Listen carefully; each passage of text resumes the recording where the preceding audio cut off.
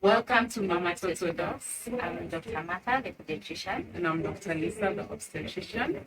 Who are we? We are Dr. Mums. I am a mom to a 10-month-old baby boy, Ilam. And I'm a mom to an 8-month-old boy called Frank.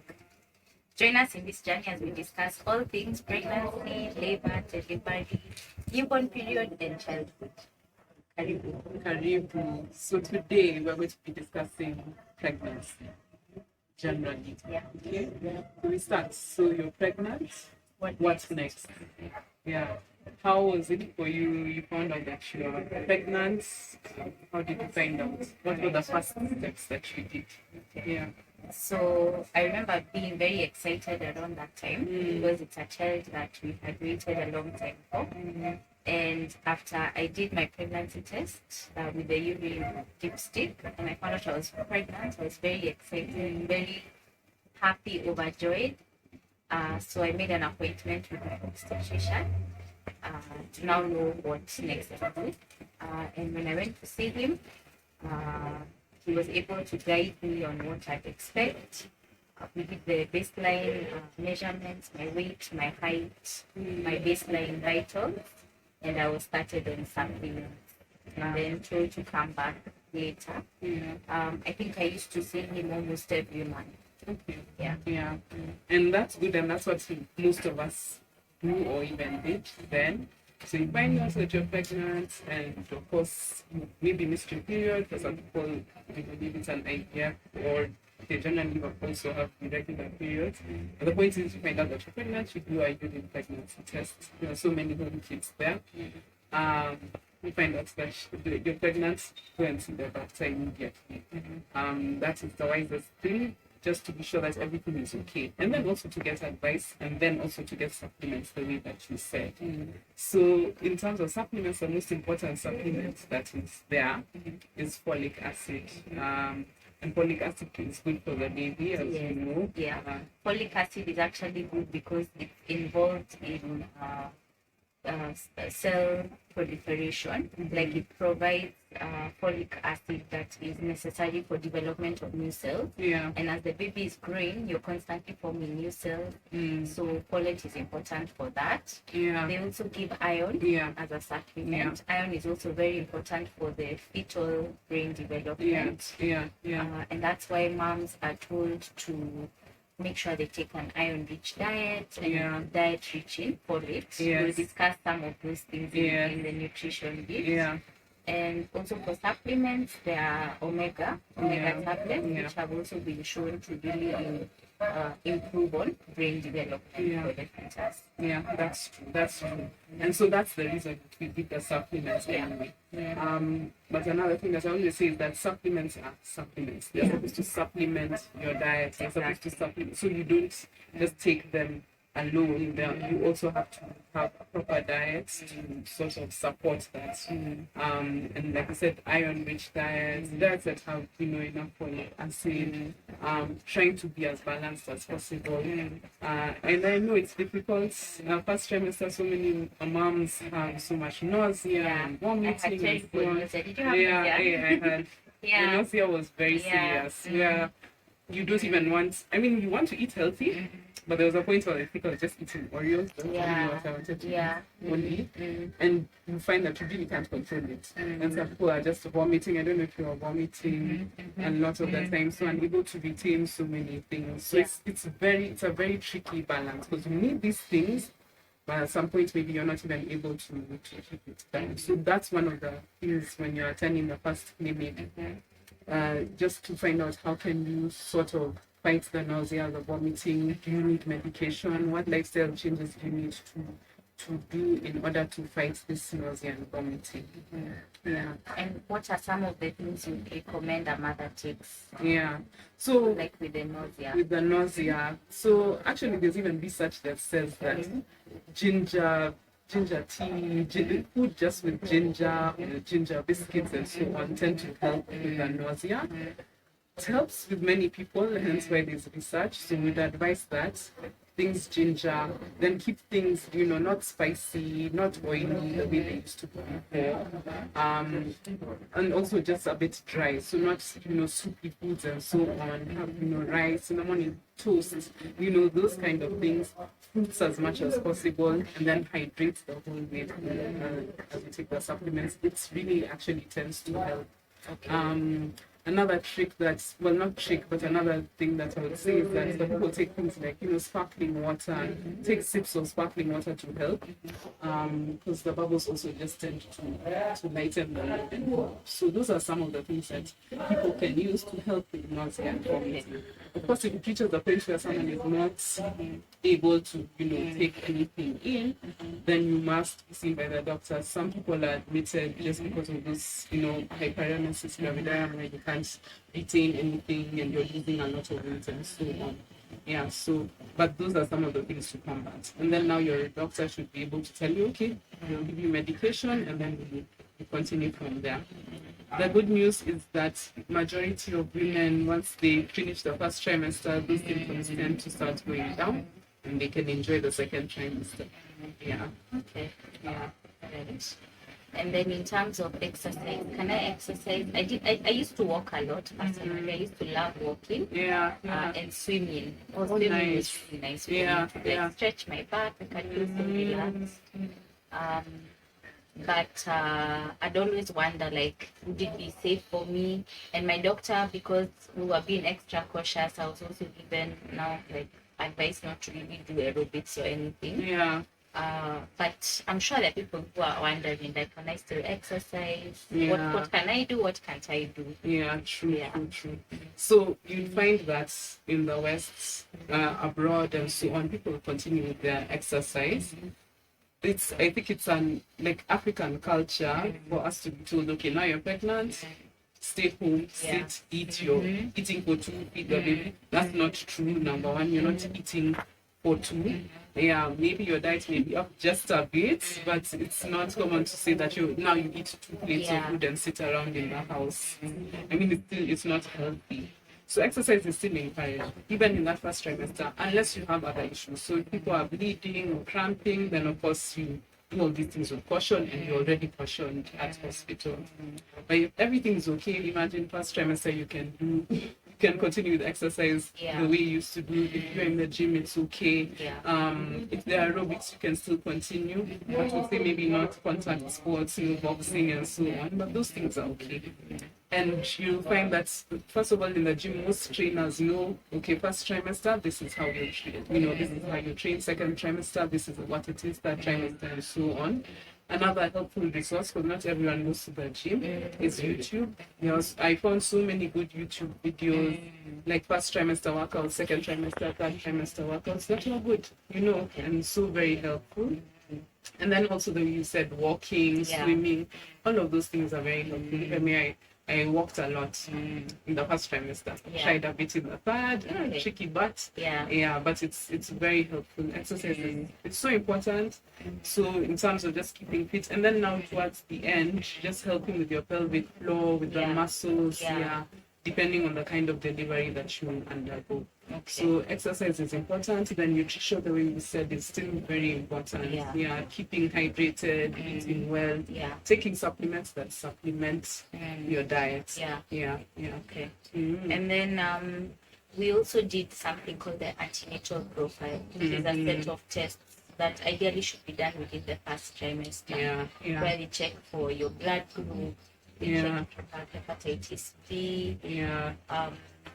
Maybe you can tell us about it from an obstetric point of view, and then I'll say something from the pediatric side. So exactly. So why is an antenatal profile important? So it's very important now because, first of all, things like hepatitis B. So we check for hepatitis B, HIV, we check your syphilis tests as well. Those are the main ones in terms of infectious diseases.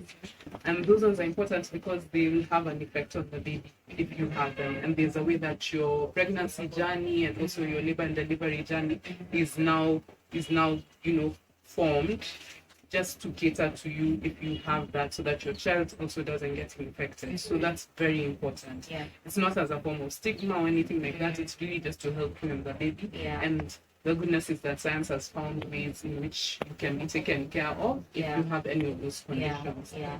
Then we also check your iron, because like we said, iron is very important, and women generally, our iron is low. Men cells, so many other things, and our baby needs iron as well. So we need to figure out, do you need to be supplementing this iron for the baby, and I will discuss some of that. Yeah, and then also just to check all other blood parameters. Your blood group is important. I think we'll discuss this a bit later, but basically it matters if you are, O negative or O positive. Yeah. If you're O negative and, for example, your baby is positive, those are things that matter. Those are things that can affect the baby quite seriously if any interaction occurs in this, and there are steps that we take. So those things are all very, very important.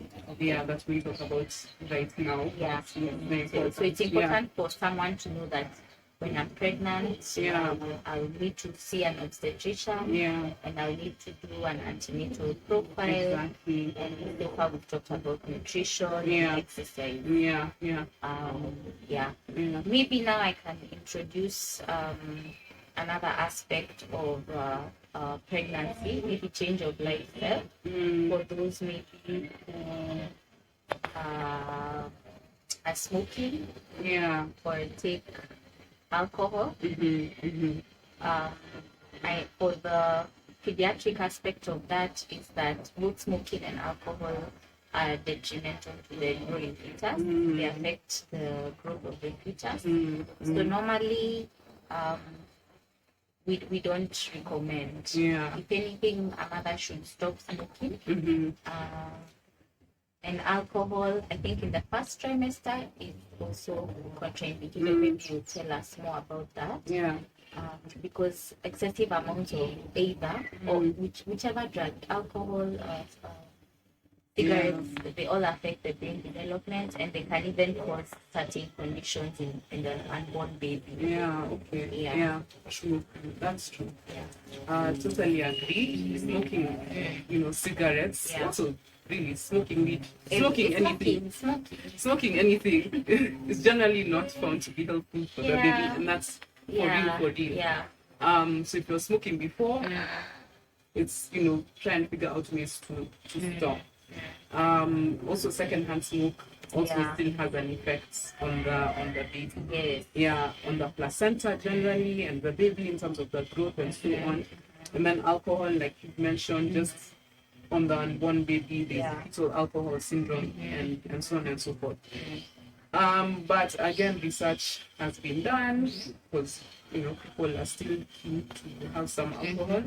So what has been shown is that you can actually have 1 to 2 glasses of wine, or 1 to 2 beers per week is allowable. Is allowable all through first trimester with caution, but actually all through you are allowed to take, but it is not advised. So the disclaimer is still that it's not advised. It's not the best, but if you have to, that is still safe and allowable. So we say that, but smoking is absolutely no, and everything else, cocaine, heroin, all those things, they just have effects on the baby. So it would be wise just to actually there's even cocaine withdrawal syndrome, or an opioid withdrawal syndrome in the baby. If a mother has been exposed to this opioid in pregnancy, it can have an effect on the newborn baby. So these are things you should think about. For sure. Okay. Another thing that I feel like we don't speak about enough, even when you go to the clinic, just because maybe culture and so on, is mental health. I think it's such a huge thing. During pregnancy, because there's such a thing as perinatal depression and anxiety, and it's valid, and it's actually real. For those we know, some people may be like, it's just hormones, let it be. But there are people who, if you actually do the depression test, there's certain tests that we do and so on. you find that someone is depressed during this period of pregnancy, and it can start from as early as the first trimester, especially if there are any complications or illnesses, the hyperemesis and all of that, and that also needs to be watched out for. So I'd say for all mothers, it's something so important for them to always be aware of. If your moods are low, if you're finding that you're crying all the time and so on, they shouldn't try to persevere and hold back. But tell your doctor about it, tell your healthcare provider about it. Maybe they can refer you to someone for therapy. A support system is very important.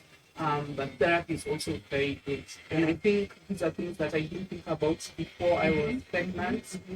Really, you know about it theoretically, but then when you're actually in that space, for me, maybe during pregnancy I was more or less fine, but postpartum, I definitely had postpartum blues and so on, and those are, it's reality. As much as you're happy to be pregnant and, you're very thankful that everything is going on well. These things are real. These mood, swings, the mood dipping and going up, they are actually very real and very hard to control. It's a fact. The maternal mental health actually influences the health of the baby. It's been shown that when mothers are anxious and depressed, their babies actually below and they can influence. They can influence the health of that baby. Because a mother will probably not be able to breastfeed as much as she would want to. Her milk supply will actually go down. She may actually not be fit enough to look after her baby because she can barely look after herself. So maternal mental health is something that we can't avoid, we can't ignore, and we have to actively screen for it. I think it should even be included as part of even like an antenatal profile, or at least one of the visits where they go. It should actually be. I agree totally. So those are some of the things that I think we look out for when you presented, towards the end of the first trimester and continuously. That we covered. What else about pregnancy do people ask? Well, can I have sex? Oh yes, actually that is true. In the so many first people ask trimester, that. second trimester, third trimester. Yeah, that's true. And you leave a person who are like, my husband or whatever, my partner, wants, and I don't want. It's not safe for the baby, and you're like, that's a myth. It's actually safe unless your doctor told you that it's not safe for you because you are bleeding or you're cramping or whatever other reason. And those are for other conditions. But if everything is otherwise normal, it's very safe. There's no way that the baby will get hurt during the process. Like, it's very fine. Even second trimester, I think as you're in your second trimester and continuing, then now certain positions are difficult. It doesn't mean that they are harmful to the baby, but they may be difficult. So it's just now the time to find what is comfortable for the both of you as you go through the whole process. Even third trimester, it's very good and it's very allowed. I think what some women have issues with is either their libido is completely high or it's low or it's just yo-yoing all through. So what you need is just an understanding partner who, gets you through all of that and to understand, okay, it's okay. But having sex is perfectly safe and perfectly normal unless you've been told not to do so by your doctor. That's actually very common. People tend to ask or have myths about it. It is safe. Let me throw in something else because I did an anomaly scan, which is an ultrasound scan at 20 weeks, which also confirmed the gender of the baby. I wanted you to tell us more about it, like what is an anomaly scan? Should all mothers have an anomaly scan taken from perspective? And then I'll talk about some of the things that we look for. We want to hear as pediatricians. True. So as you said, anomaly scan is something we do at 20 weeks. Basically, it's looking at what we call the gross development of the baby. So what you can see with the eye on the scan. So we're looking at how does the baby have 10 fingers, 10 toes. How is the baby's head? How is the spine of the baby? Is it completely fine? And, how are the limbs? How is the tummy?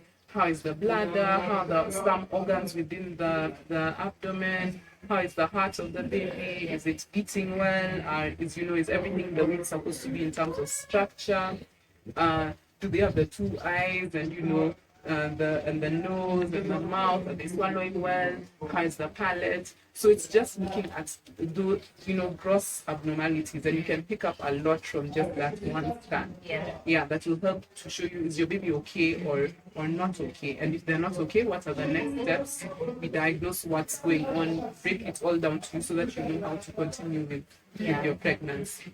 So that's the essence of the abnormal scan. You can pick up so many things from there. You can pick up if your child has Down syndrome, if they have any heart issues, if they have any brain issues as well. Those are things that you can pick up. And then of course the gender. If you want to know. And I always say that it's important to tell whoever is doing a scan that you want to know, the gender of the baby. It's not something that people always say. So should all moms have anomaly scans? Yes, it's completely important that every mother should have an anomaly scan. That's when you pick up. That's when you pick up things, and you're not surprised when your baby is born and has issues. It's really prepares people, and we are thankful that there's such technology to figure out these things much earlier than before. And even before, around the first trimester, there's a way that you can also find out if your child has any of these abnormalities, what we call chromosomal abnormalities. An example I will give is Down syndrome. So there are certain blood tests that are done together with scans quite early, so that mothers can know what's going on, and we advise them to do that. It's always wise to be in the know, and then to decide what you want to do or how you go about things before, just to be prepared. So on our part, anomaly scans are good because it helps us know what to expect. Like if it's a child who has a congenital heart defect, we're able to advise the parent go on the prognosis, or on whether we'll be able to repair it or not. So it helps us preempt if there are anything that we may need to have ready at the time of delivery. So it's something that we need to do for more mothers. I think it's very important. Anything else for pregnancy? I mean, there's so much, but I think that's just a taste. That's just a taste of generally what pregnancy is, what it entails. If you go deep into it, I think it ends up being a scientific lecture. But I mean, that's generally pregnancy, especially the beginning, and then from there you're always guided by your healthcare provider. But it's also so important and good to have a support system, and then also other people who are going through the journey at the same time, with people who have gone through it with you. Makes it exciting and fun. Like how we went to see. It was so much fun waddling around, and so it's nice, because there'll always be random things with pregnancy, random pains, random aches, things you can't even really explain, and no one can. Great, thank you, Lisa.